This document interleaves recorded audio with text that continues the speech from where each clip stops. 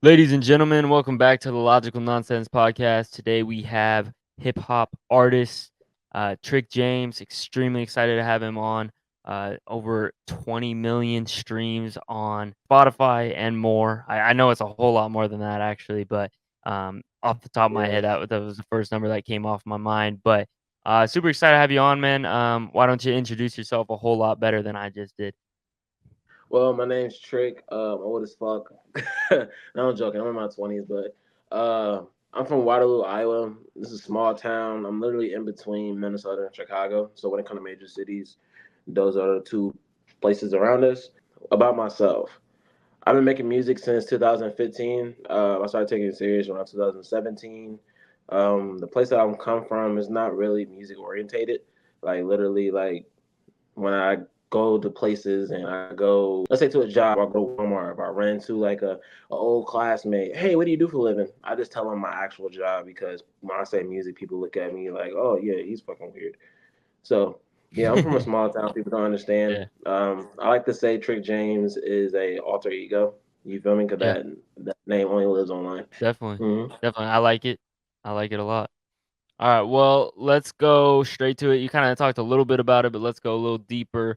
What got you started into pop, as well as like what inspired you to get into hip hop? You talked about kind of growing up in a place where hip hop isn't huge, so talk about that start. It's crazy, bro. Basically, I didn't start listening to music until I was in high school. There was literally no songs I liked. The only songs I like was the intro songs from anime songs. I did not Yeah, like hip hop at all. But my mom and dad got a divorce maybe when I was like in sixth grade, and not my real father, but my stepfather that I call my father. And bro, I just want to relate to him because like I feel like that was my only chance to have a dad, and he left. But he used to come yeah, visit my sister, and we'll have one yeah, on one time. And I never really talked to an adult before. So him and my sister, Lil Wayne, my favorite artist, he dropped Carter 3. yeah, And my dad would literally go to his new girlfriend's house and then go home to his ex-wife, my mom's house, and drop off the CD. And it was a big deal. Like he'll drop off the CD. I'm gonna come back and get it like tomorrow. I'm gonna come back and get it later tonight when I get off yeah, work. And they'd do that for weeks. And I'm like, what's so fucking great about this CD? So, yeah, bro, I stole it. And I was like, bro, I have to figure it out. So it was a big thing in yeah, my house. Like, where's the album? Where's the album? Nobody knew where it was at, bro. And I was listening to it and I was just like, bro, this is amazing, but I can do this. This isn't too yeah, hard. I found out it was hard later in the future, but yeah, yeah, I could do this. Yeah, so that's how I got started into music and stuff. I started like writing raps and stuff, freestyling on tables. Like you was in high school, everybody was beating on the tables and rapping. yep, But then I had a friend named Madine that we're just riding around one day going to the movies, and he was just like, "Bro, like, why don't you just start making music? Like, it's obviously you can rap." So we built the studio in his house, and we started making music. And then we couldn't come up with me a name. I didn't know what my name was going to be, and we went to this party, and somebody called the police because the party was lit, bro. And like people was like jumping out of windows, everything when the police came. But they caught me, and the cop asked me, "Sir, what's your name?" And I said, "Trick." Trick what? James. And nobody knew me at the party, so everybody thought that was my name. So I just went with it. So that's that's how a the crazy early story. that's how our That's a early crazy story story. started. Yeah, wow. No, that's super cool. So with the hip hop, and the beatboxing and the freestyle in high school, was this like were you having rap battles at high school, or were you just like Yes. I'm trying to picture this, yeah. Yeah, there's locked videos on YouTube. I'm thinking about unlocking them, but it's literally me, 14 years old, battle rapping like 19, 18-year old, super Yeah, senior, just saying whatever. Like yeah, just trying to make a name for myself because I thought because this is like 2012, 13. Like yeah, people was popping online, but it wasn't super crazy. I yeah. thought how you become popular in music was just making a name for yourself in your hometown and stuff. So I was just freestyling. That's all I did for years and until I started, putting out music professionally. Yeah, definitely. No, I think freestyling's a lot of where a lot of hip hop artists start for sure is where you get that creativity flowing for sure. But Lil Wayne, I love it. That's what you got you started. The Carter 3. Can't Yeah. name a ton better albums, man. That's a solid album from top to bottom. So Man, it has everything. It has the hits, it has the emotional songs, it has the grimy songs. And plus I yep. was a child. He was saying like words I never heard before that I probably shouldn't have been listening to, but I'm Yeah. just like, what the fuck's a coochie? Like, like bro, Yeah. like yeah, it was definitely a masterpiece in my opinion. And I have a small list of masterpieces on my top 5 albums. Yeah. No, that's super cool that you have such a unique connection to that album. I think a lot of people have connections, but I don't know if it's as unique as that one for sure. Who would you say some of your biggest hip hop idols are? I'm really big at separating the artist from the music. So when I say these names, don't think about their past, just think about the art. Obviously, Yep. Wayne. Wayne has a clean slate to me. He doesn't have any allegations, but Wayne is Yeah. definitely up there. X. When X came Yep. out, that really impacted me as a person. Yep. Uh, Kendrick is up there like crazy. Lupe Fiasco was a big part of my life. Lupe Fiasco is a big part of my life, and Definitely. mm, MF Doom. Okay. Yeah, Solid list right there. yeah, Solid definitely list. I solid. think I can definitely hear X in the influence in your music. You definitely have a very like lo-fi, especially when you get in your more sentimental, more melodic, I would say, type of rap. I can definitely hear that influence in your music, which is really cool to see. And all those guys are definitely legends for sure. What about Lupe? Do you love specifically? Lupe looked like me, nerdy black dude Yeah, with glasses. Yeah, you're no, good. Lupe he looked like me. That's all I cared about because all the rappers at the time was wearing like tattoos, smoking weed, bro, like all Yep. that shit. And as a kid, I was just like, my mom would kill me if I looked like Yeah. that. And then Yeah. when I discovered Lupe, I'm just like, damn, like there's people out there like me that has a voice. Yeah, very true, and he's one of the best storytellers we've ever seen in hip hop, so not a bad Yeah, person to idolize for sure. definitely. Um, Going back to your style specifically, you have, like, extremely great versatility. It's something that impressed me a lot about you. You can be cutthroat, but you can also be more melodic, more sentimental, as I just mentioned. Hmm. How would you specifically describe your style to the audience if they've never heard your music before? Bedroom confessional. I always tell people that because it's literally the type of music that you can only record by yourself. Because you're saying some really deep stuff that people are gonna look at you strange for in the beginning. You feel me? Yep. And so I call it bedroom confessional, bro. Yeah. No, I like that. Your series on, I think it's Suicidal Letter, is that what it is? Suicide letter, correct? Yeah, no, that's a very interesting, very touching, definitely very, vulnerable vulnerable series for sure, and it's gotten some popularity, and I think there's a reason for that. It's because people can see you're speaking from your heart, man. Man, dude, that song it changed my life, first of all. But dude, there's people out there because I don't have a huge following. Like I kind of Yeah. kept it that way. I don't. I love my fans, but Yep. I hate to see the day that I have so many of them I can't talk to them Yep. because that happens. Yep. But dude, man, I got people with tattooed lyrics. Man, people, my numbers on my Spotify account. So like people call me all day. That's my girlfriend. People call me all the time, and I done heard every story when it comes to people's depression, bro. And it kind of like built me as a person because for me to give advice, you feel me, I have to know what I'm talking about. So I have to look really deep into suicide, really deep into that stuff because I went through it myself, Yeah. and it changed me. I'm no longer suicidal. I have my mental health issues when it comes to my depression, but it doesn't. I don't wear it on my sleeve anymore, Yeah. just because of that song. Yeah. Yeah, definitely. No, it's definitely very interesting. It's something that hits home for me too. I lost my father to suicide, so it's definitely Oh something wow. that definitely is hits home for me, you know. So seeing you being vulnerable like that and really showed in your art, I think is a much obviously a much better outlet than the real thing, right? So definitely Yeah. a very touching song, and I really appreciate that you take the time with everyone, and that's a really big person and speaks character to who you are, and I think just makes me like you even more to Thanks. have you on this podcast. You know what I'm saying? Because Yeah, I like good people, and that's some good people shit right there. So yeah, bro. I got fans that I talk to every day like they're homies, bro. Like literally, yeah, like I'm not gonna say their names, but I got friends that like I literally check in on them, and there's hundreds of them. Don't get me wrong, it's not yeah, crazy small, but dude, I got literally people's parents texting me talking about, hey, my son is texting you, and he's talking about his dad and all these things. I just want to know who you are. Like, why yeah, is my son texting you? Like, yeah, yeah, like stuff yeah, like that, bro. And like, there's sad parts to it. I don't really talk about it openly because I think it's yeah, corny when rappers put out personal information. But a couple people that I used to talk to, that a couple people that I used to talk to are not here anymore. yeah. Kids, bro, they're not Unfortunately, here anymore. sucks. And Tragedy. no, yeah, you do know that pain because you went through what you went through. But a person that I never even touched, but I had online Yeah, communication with, and that looked at me as an idol, is no longer here, and I'll never meet them. That shit breaks my heart.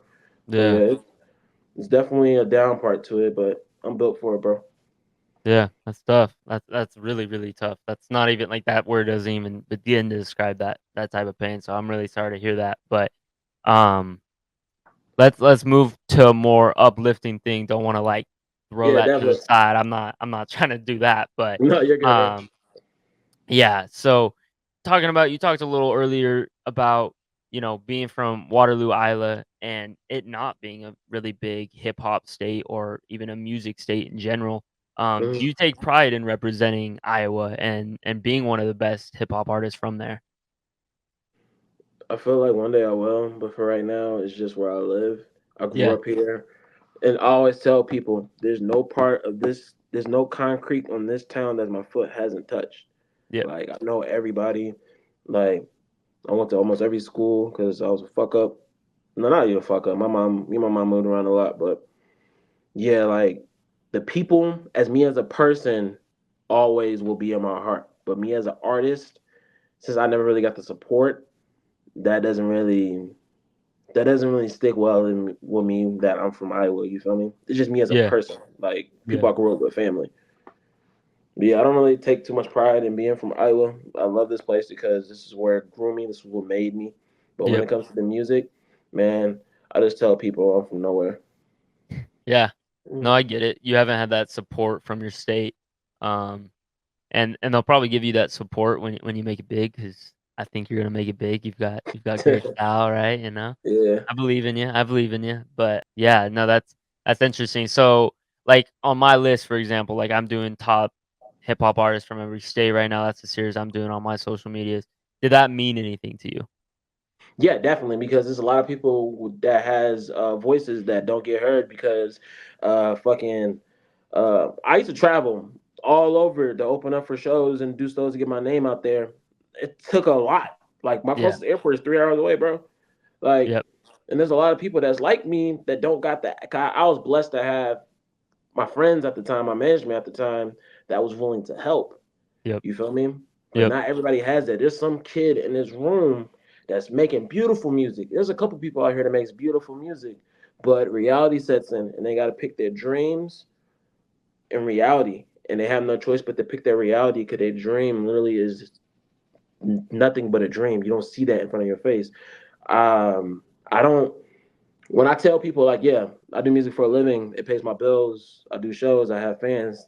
The fuck out of here! Like Yeah. that's what I'm because you never seen it, bro. Like it's Yeah. different for a fucking a young Dolph that's from Memphis that literally Yep. people say like, oh, I see Dolph drive around his Lamborghini every Tuesday to pick up fucking cookies and shit. Like Yeah.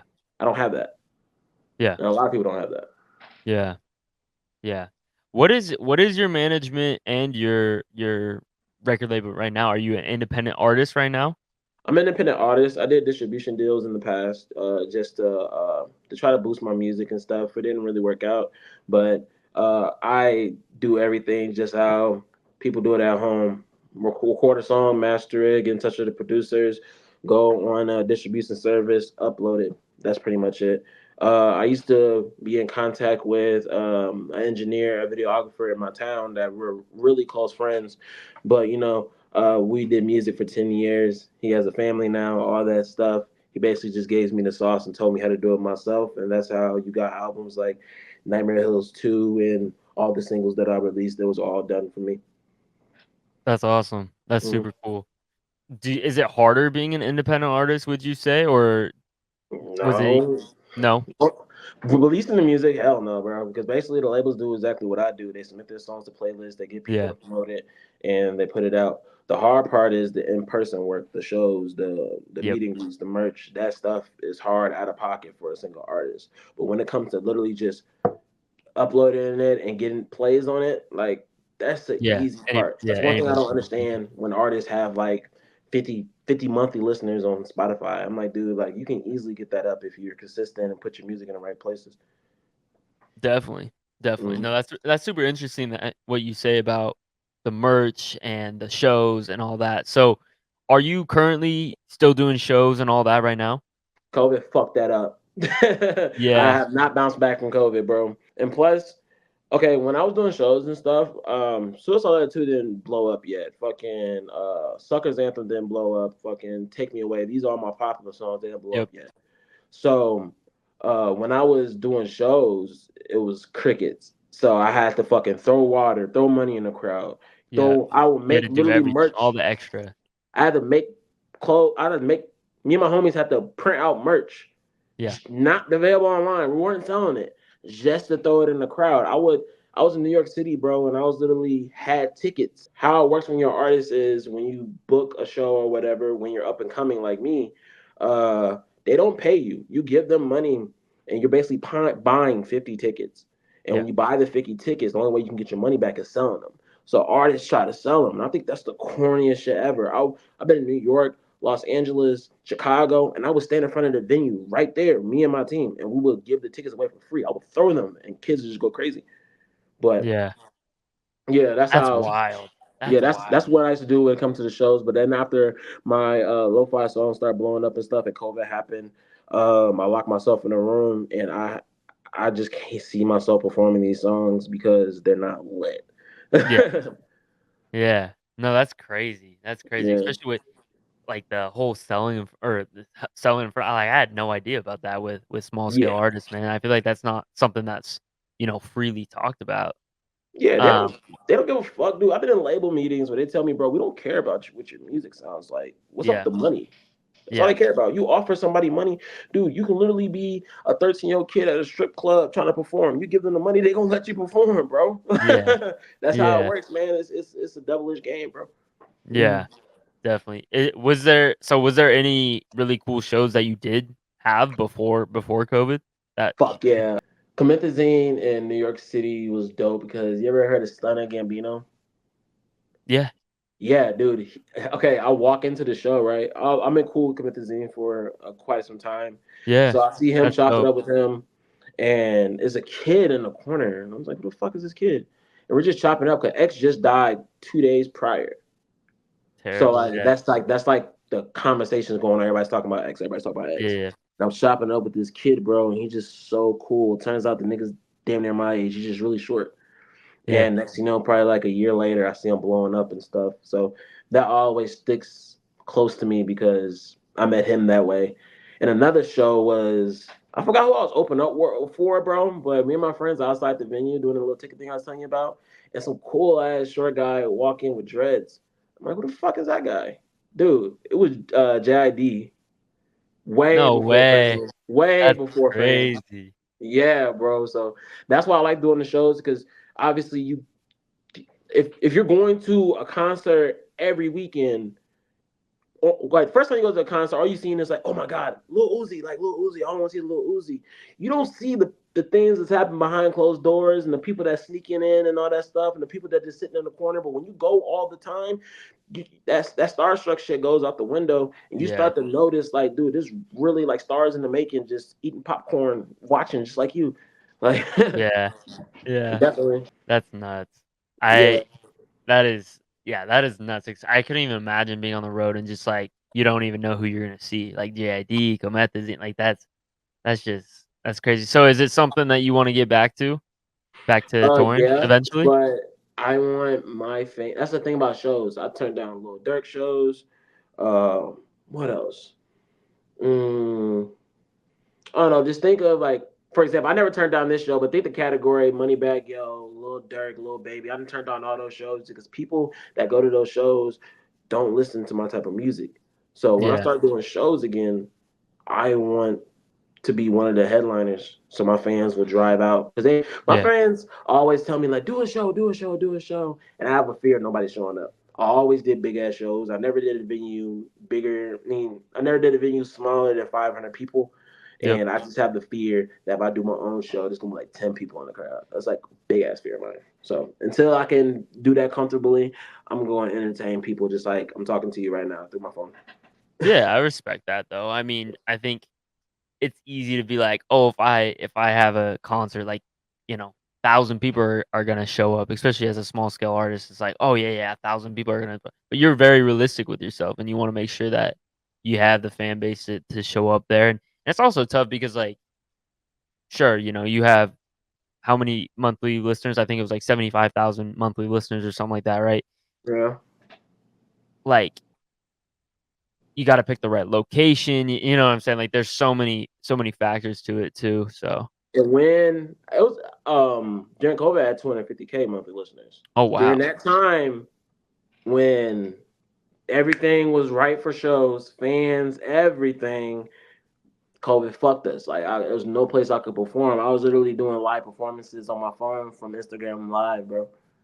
that's crazy. So when that was my time for me to do that, or the season, because time, it sounds like it never happened again. When the season happened for me to have my own shows, I wasn't able to.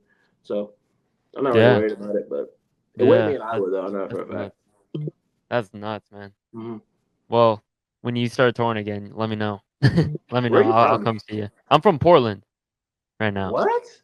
Yeah, I'm in Portland right now. Do I remember I used to be friends with Yeet, and I believe he used to live there. You're a fan of Yeet? Yeah, yeah, Yeah. yeah. He is from there. Yeah, Go to my album "Sucker for Love," and there's a song called I think it's called "All These Drugs." Yeet's on there. crazy. No Yes, way. bro. That's Yeah, I nuts. swear to you, I gave him $50 for the feature just for him to get studio time. That's crazy. Wow, $50 Yeah, for a Yeet feature. I, yeah. bet- My I bet first it's a lot album. more than that now. Oh fuck yeah, dude! I talk to him from time to time, but I'm when people blow up and stuff, like I don't really try to like dick ride, bro. Like I just like congratulations that I continue being the fan. Yeah. Yeah, Yeah, definitely. I think it's also like one of those things where it's like you don't want to like beg for their like attention, now that they're just famous. If they want to come talk to you, great, but I'll be a fan. yeah, dude. I don't even ask people for features, bro. Like literally, I don't ever want to be the type of person to ride off somebody's fan base because I'm so in touch with mine. Yep. Like that's exactly why. But yeah, there's a lot of people that I met them and they're on the same level as me and they got famous. That's what comes to the game. I'm pretty sure every serious artist has Yeah. that. A list of Yeah. stories. Sticking true to yourself. I love it. I Yeah, love it. definitely. All right. Well, let's go to our next question. Your new album is coming out soon, I believe, right? Rehab in Paris is what it's called. Take us through the process of making this album. First of all, my fans know this about me. Making an album for me is literally making multiple versions and picking the right best version. Yep. So I literally like probably I'm a human being. I go through my own stuff. So there's been times where I don't record. There's times where I'm recording like crazy. I really make 10 songs and I'll listen to it. Riding around, and if I ever tell myself, skip to the next song, scratch the whole album down, try it again. And it's very difficult because of production. Like Yep. the type of production that I like is basically by instruments and stuff. There's not a lot of producers out there that is like me, where they're willing to work with me and they can play instruments and stuff. I fuck with Yeah. Secret Stash. He's on the album.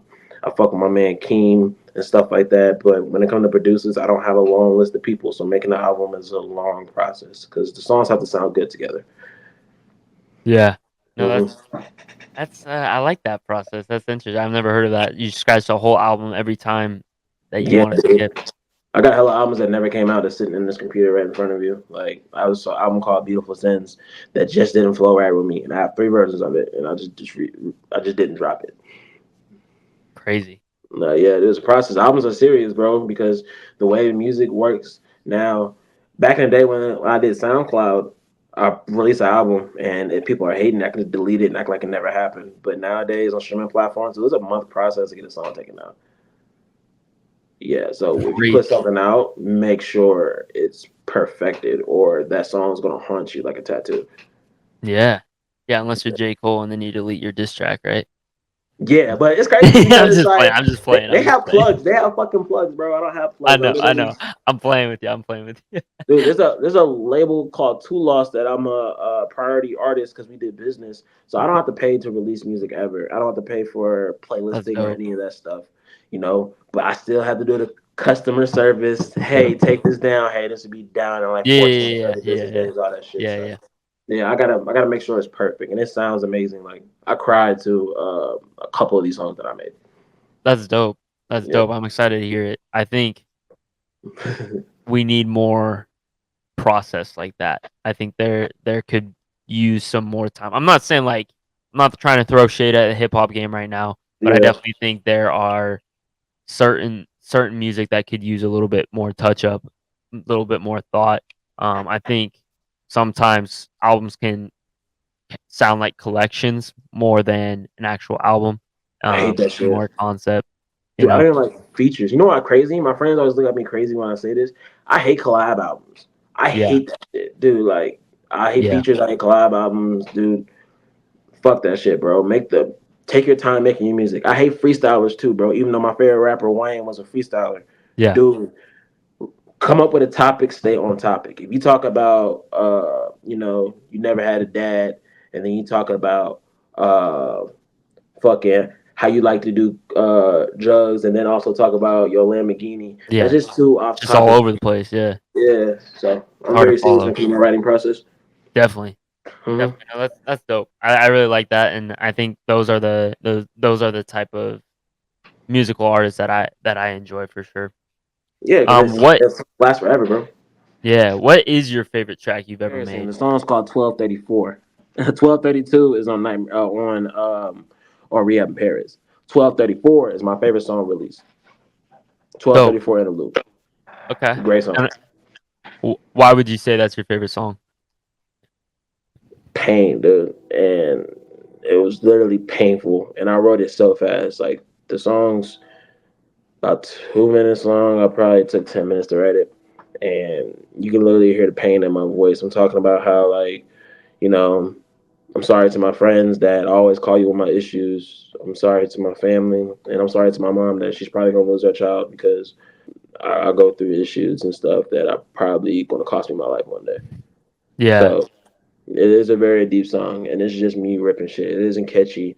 It doesn't have an amazing beat.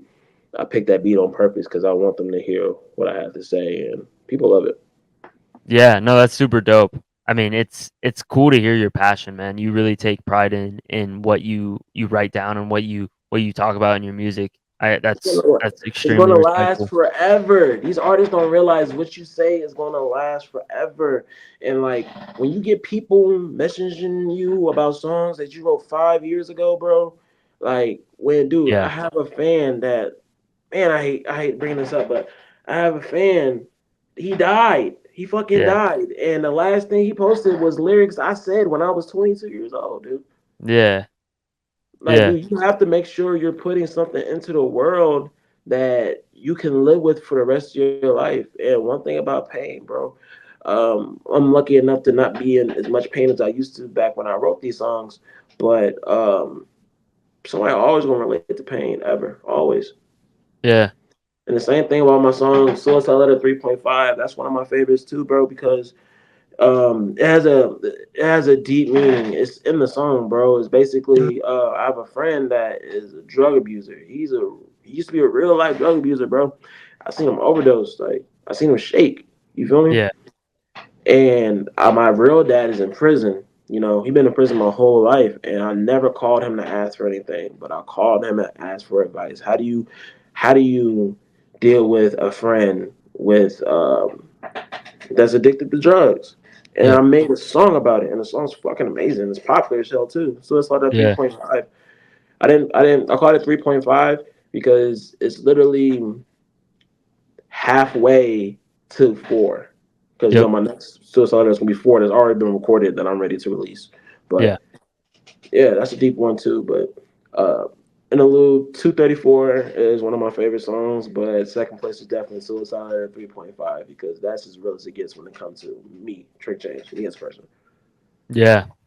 Yeah, definitely. I mean, that series is crazy. I remember I listened to all of those songs, and I think definitely very deep, definitely very touching, I guess, is the word for it.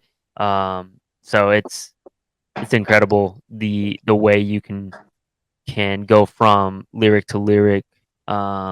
It's just yeah, you're talented, man. You're very talented. It didn't happen overnight, man. Any artist, and I get this all the time. How do you write music? How do you write music? Practice, bro. Yeah. Practice. It took me. I started rapping when I was a kid, and then Suicide Letter 2 came out in 2018. Dude, that was literally years of practice, a decade of practice before I got to that point. And Yeah. honestly, I feel like my rapping ability on that song isn't impressive at all Yeah. because that was years ago. I'm on a whole Yep. different level And now. you feel Practice. like you've just gotten better. Yeah. Yeah, fuck yeah. Yeah. Just keep getting better. That's 1% better than you were yesterday, right? Right, All right. man. Hmm. What is your favorite style of rapping? I kind of have an idea of what it is just from talking to you through this podcast. But what is your favorite style of rapping? Do you like the more freestyle kind of rapping? Do you like telling stories? Do you like the clever bars? What is your favorite style? I think clever bars are dated. When I Definitely. write, the first thing, I don't want to. How can I? How can I? How can I rap in a way where they don't get it and maybe they're gonna get it later and shit like that? Like, Yeah. no, I'm gonna tell my story. If I'm writing a song about my mother, you feel me? Yeah. I don't give a fuck how good I sound rapping it. As long as you get it, that's the point. Yep. That's the point to me. I can tell a story. I don't need to have catchy bars. So Yep. yeah, my favorite style I rap is storytelling. Yeah. Point. Period. Yeah, no, that's exactly what I would have guessed. Clever Mhm. Bars, I think, was definitely like a huge 2010 thing, even early 2000s, right? Like it was interesting. I think somebody who's great at Clever Bars, right? Right. Lil Wayne, like you talked about. So, Yeah, um, definitely, definitely. but it's interesting. How was that transition from kind of being a freestyle rapper into more of your uh storytelling rapping? So fucking hard because staying on topic and also making it, to the point where it rhymes and is on beat is the hardest shit ever. Freestyling about, I literally got a freestyle on the internet when I was a kid. When I tell you I was battle rapping older people, I literally said, "Nigga, I'm the shit. We in the bathroom right now. I'm about to take a shit." Like, Yeah. ooh, no, that shit's not Yeah. hard when it's recorded. It's funny. Listen back to that shit. It's only Yeah. hard in the moment. So yeah, it was very fucking difficult. Yeah. No, I can Mhm. imagine because like that's such a different style of pace. Like you actually have to like make every lyric not only sound good, but also like mean something too, Yeah. and keep along with the story. Like you're bringing along your listener. So I can't even imagine transitioning from freestyling about literally whatever you want to talk about and dissing the other person to more of a story about yourself. Yeah, definitely. It's really hard, and you gotta be careful when you put it into the world. I might hate somebody, and I make a song about it. My engineer, me and him had a big fallout, and I wrote the most disrespectful fucking song ever. But then I told myself, man, most likely we're gonna make up. Do I really want to have this song floating in my fans' ears forever? Yeah. Like the music you make, bro, you have to make sure that you're fine with this being put out into the world, bro. Yep. That's what kind of why I don't make uh trendy songs. Like for example, I love Lil Pump. I fuck with Lil Pump. I actually seen him in Miami years ago, but I can't make a song that's just because it's gonna do numbers, and the next people laugh at me for it 10 years later. True. Can't True. do it. Stick to yourself, stick to your Yeah, style.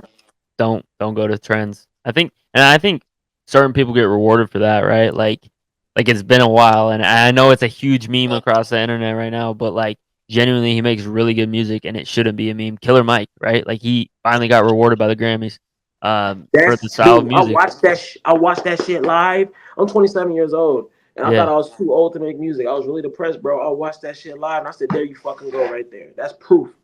That's proof that age don't mean shit." yeah, Mm. facts, dude. And I mean, like I said, he's been making music forever. He's been nominated for Grammys, so many Grammys, but never gotten it. Finally gets it, and then he gets trolled on by everyone. It's like, all right, well, you're Look not fucking like a Killer true Mike. hip hop heads, you know? Do your research. Nobody fucking make Yeah, fun of the restaurants Keith Lee goes to because nobody ever yeah, heard of them. They go check out the food. yeah, exactly, Yeah. absolutely, absolutely. Yeah, no, he's. Yeah. I mean, I think it made sense to the people who are really, in knee deep with hip hop and listen to hip hop and understand it and kind of the history behind it, but to the everyday mainstream fan, I don't think they're like, "What? Didn't go to Travis Scott?" It's like, yeah, well, Dude, Travis Scott has great albums. Don't get me wrong, yeah, but yeah, yeah, Mike deserved that one, man. Y'all talking about Travis, been snubbed. So you know how many times Mike been snubbed, bro? yeah. Come on, Facts, man. facts. He was Like due. Travis is a phenomenal artist. He's going to get it maybe next time. He might get it. Yeah, He might fucking get it for Days Before Rodeo, the album they dropped 10 years ago. Like he yeah, might get it for that, bro. Like man, Mike deserved that. Phenomenal yeah. artist. Mm, Absolutely, completely agree. yeah. Completely agree. Speaking of artists, is there a dream collaboration you have? I know you said you don't like collab albums, so we're gonna take that one out of the way.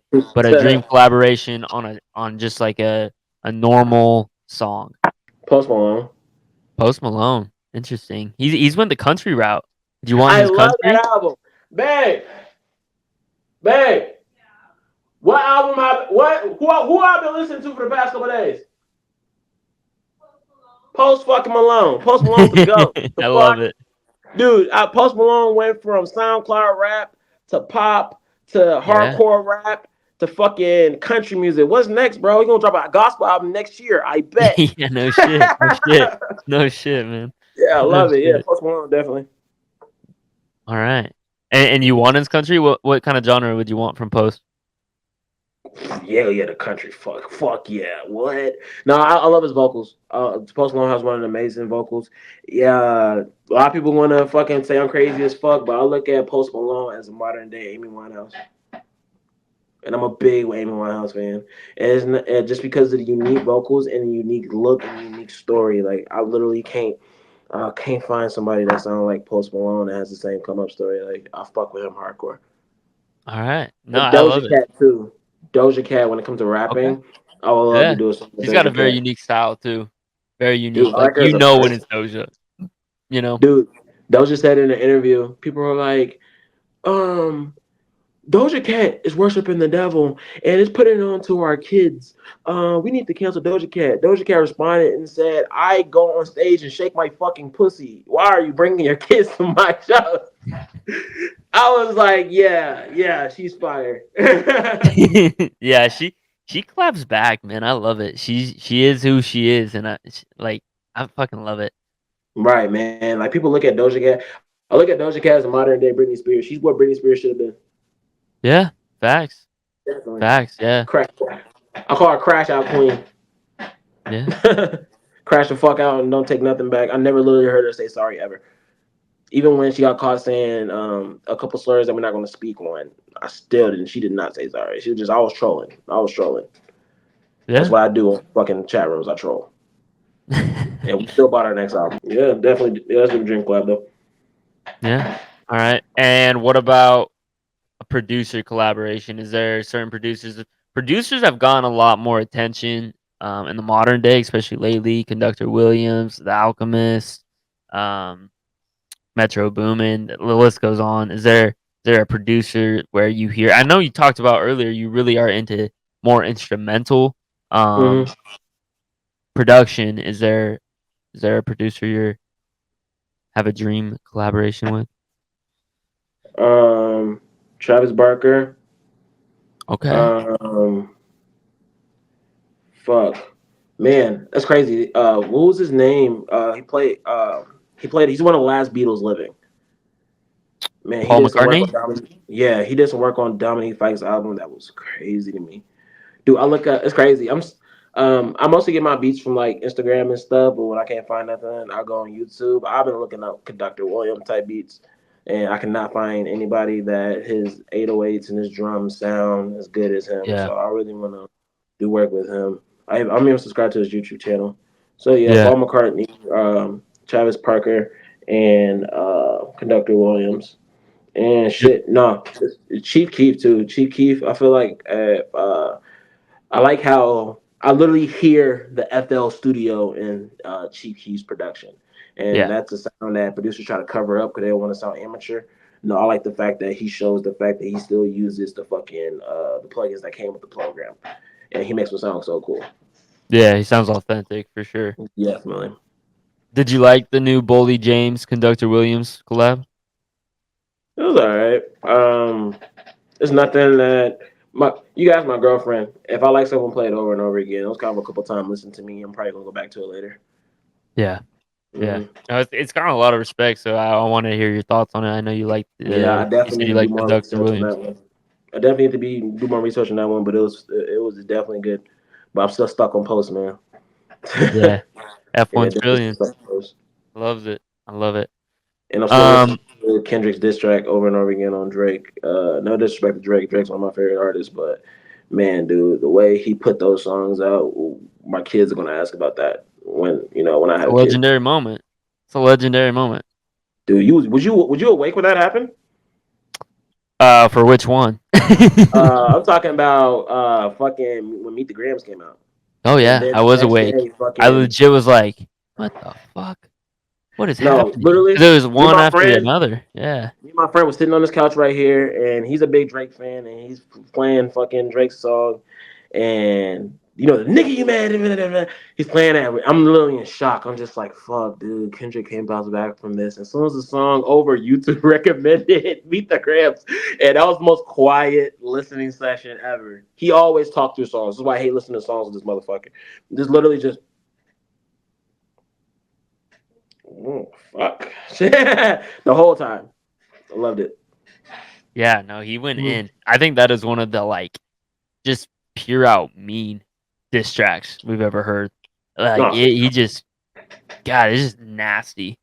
Like it's from the going. production to the lyrics, just everything about it is just like, The damn. consistency, like the Yeah. consistency, dude. That's like, shit, dude. Kendrick dropping back to back is it's like seeing Donald Trump at a soul food restaurant. You would never fucking see it. You would Yeah. never fucking see it. But we seen it with our own eyes in our generation. That's Yeah. fucking amazing, bro. Like you can't have another moment like that. He fucked it Yeah. up for everybody. Yeah. Yeah. I mean there wasn't a weak song that Kendrick released in that Neither whole party battle. did. No, Even that last honestly. song that Drake put out, it was a Yeah, bop. the last one was whatever. But Yeah. the only last question I had was where you saw yourself in 5 years. Married to my girlfriend and showing her that the shit that she stand by and watch me do can feed our kids. Love it. I love the answer. That's the I appreciate you hopping on. It is great to hear you. You're in your authentic self, man. Thank you, man. God bless you, man. Yes, sir. Have a great night. Yes, sir. You too.